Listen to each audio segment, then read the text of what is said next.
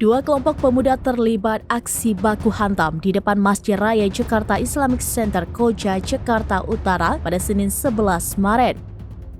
Tawuran terjadi saat salat tarawih perdana Ramadan 1445 Hijriah berlangsung di masjid tersebut.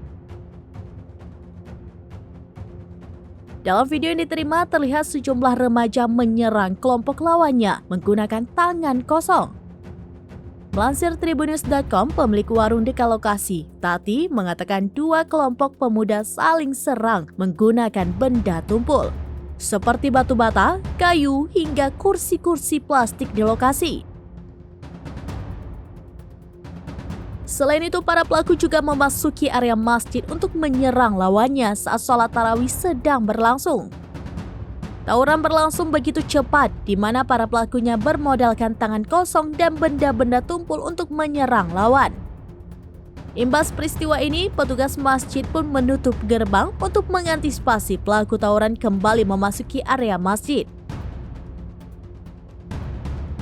Warga pun berharap pihak kepolisian bisa melakukan patroli guna mengamankan lingkungan selama momen Ramadan. Sementara itu, dalam video yang diterima redaksi terlihat dua kelompok pemuda saling serang. Bahkan mereka ada yang masih menggunakan sarung hingga baju koko. Dengan tangan kosong, mereka saling menyerang.